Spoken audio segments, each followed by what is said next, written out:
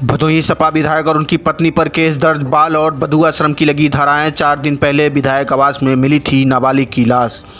सपा विधायक जाहिद बेग के घर में काम करते बरामद हुई नाबालिग के मामले में बाल कल्याण समिति ने लड़की का बयान दर्ज कर लिया है, जिसके बाद सपा विधायक जाहिद जमाल बेग और उनकी पत्नी सीमा बेग के खिलाफ शुक्रवार को मुकदमा दर्ज किया गया। बाल कल्याण समिति के भी चेयरमैन पीसी उपाध्याय की संतुष्टि पर श्रम विभाग ने केस दर्ज कराया। मुकदमे में आत्महत्या करने वाली नाबालिग के साथ मारपीट और प्रताड़ित करने का भी जिक्र किया गया है। सपा विधायक जाहिद बेग के मालिकाना मोहल्ले स्थित आवास पर 10 सितंबर को एक 17 साल की नाजिया ने फांसी लगा ली थी। नाजिया की मौत के बाद दूसरे दिन सपा विधायक के आवास पर श्रम परिवर्तन अधिकारी CWC महिला थाना और भदोही कोतवाली ने संयुक्त छापेमारी की। छापेमारी के दौरान एक और नाबालिग लड़की मिली, जिसे टीम अपने साथ ले गई। टीम ने कोतवाली में नाबालिग का बयान दर्ज करने के बाद CWC न्यायालय में पेश किया, जहां पर समिति के अध्यक्ष पीसी उपाध्याय ने नाबालिग का बयान दर्ज किया और मेडिकल कराया। इसके बाद नाबालिग को प्रयागराज स्थित बाल संरक्षण भेज दिया गया।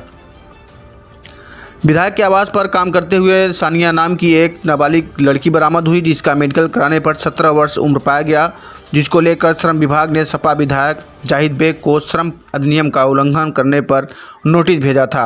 आपको बता दें कि नाजिया की मौत के बाद कमरे की छानबीन की गई तो कमरे की दीवार पर 2 दिल और एक फूल बना था, एक दिल में यन लिखा था तथा दूसरे दिल में खाली था, जिससे लोगों को नाजिया के मौत के मामले में प्रेम प्रसंग भी समझ में आया था। फिलहाल पुलिस कई पहलुओं पर जांच पड़ताल कर रही है। फिलहाल पुलिस ने मामदेवपुर कॉलोनी में एक युवक को गिरफ्तार किया है, जिसे लगातार पूछताछ कर रही है।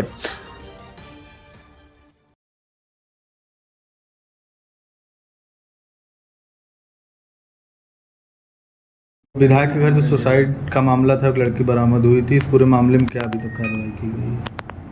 देखिए, थाना भदोही क्षेत्र अंतर्गत दिनांक 9 सितंबर को ये सूचना मिली थी कि लोकल MLA के घर में 3rd फ्लोर पे एक लड़की जो कि 17 वर्षीय उनके यहाँ घरेलू काम करती थी और 6-7 वर्ष से उनके यहाँ रह रही थी, उसने फांसी लगा ली थी और उसकी मृत्यु हो गई थी।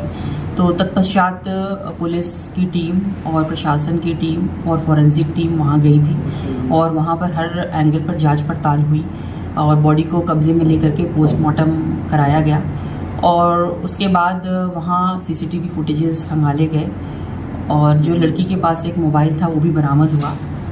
कई लोगों के उसमें बयान लिए गए और उसमें जो एक और लड़की थी जो उसके साथ काम करती थी, जो कि 15 वर्षीय बालिका थी, वो नाबालिग लड़की थी और उसको फिर जॉइंट टीम के द्वारा, जो अपने AHQ की टीम होती है और लेबर की टीम होती है और लेबर डिपार्टमेंट की टीम और जो CO हैं, जो नायब तहसीलदार हैं, मजिस्ट्रेट हैं, उन सभी के प्रेजेंस में वहाँ पे एक रेड की गई थी और इस नाबालिग बच्ची को भी वहाँ से रेस्क्यू किया गया था। जो बातें सामने आई उन बातों पे जो प्रथम दृष्टया कई जो अपने अधिनियम हैं उसका उल्लंघन पाया गया, जैसे लेबर एक्ट का इसमें उल्लंघन पाया गया और बॉन्डेड लेबर जैसी यहाँ पे स्थिति जो है इनके घर में चल रही थी।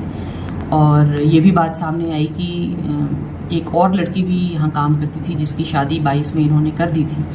तो नाबालिग बच्चियों को घर पे रख करके और उनसे घरेलू काम करके, तो इसमें शोषण की बातें भी जो जॉइंट टीम की जो रिपोर्ट है उसमें सामने आई है।